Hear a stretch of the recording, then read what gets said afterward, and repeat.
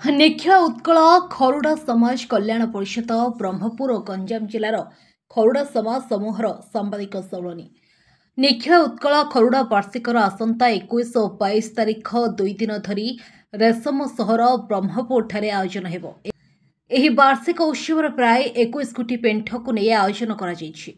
ए जातिर निजस्व संस्कृति और परंपरा रही। ए वार्षिक उत्सव पालन हेबो तिरुमाला गार्डन अंध पशरा रोड ब्रह्मपुर सभापति चंद्रशेखर नायक स्टेट उपसभापति प्रसन्न कुमार नायक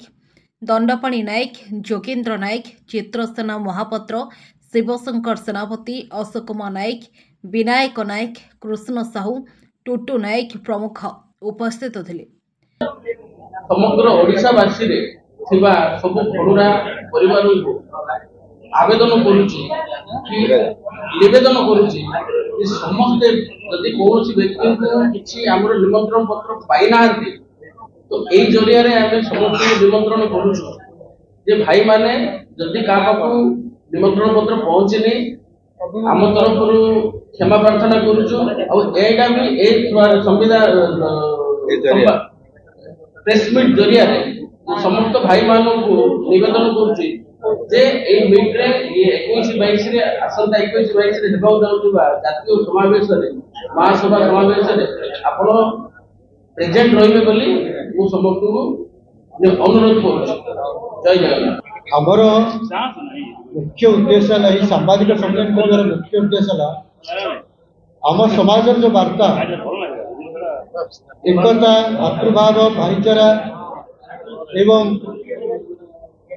समस्त सहयोग हाथ बढ़ावा यही वार्ता जमी समस्त पाखे पहुँच पार आज यही प्रेस कॉन्फ्रेंस प्रेस मीट को आमर कार्यक्रम महासभा आसंता डिसेम्बर 21 और 22 अंधपसरा रोड तिरुमला गार्डन ठारे अनुष्ठित ओडिशार 120 पेंठ 30 जिलूर 120 पेंठर लोक उपस्थित हेबे। प्राय 7,000 लोकंर आशा आम करुचु प्रत्येक दिन 21 और 22 7,000 22 7,000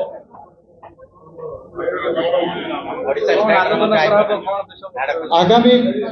क्षेत्र में आमे आमर वाणिज्य आमर वृत्ति आमर शिक्षा स्वास्थ्य किंतु उन्नत मानर हम से विषय आम आलोचना करने सरकार पाखे आमर दाबी रे आम गोष्ठी को आमर पिला माने केमती उपयुक्त स्थान निजुक्ति पाई एवं आमर प्रत्येक पेंठर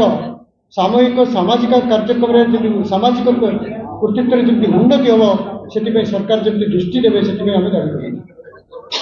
गंजाम जिलूर जिला प्रतिनिधि श्रीकांत कुमार बेहेरा रिपोर्ट अपराह्न लाइव।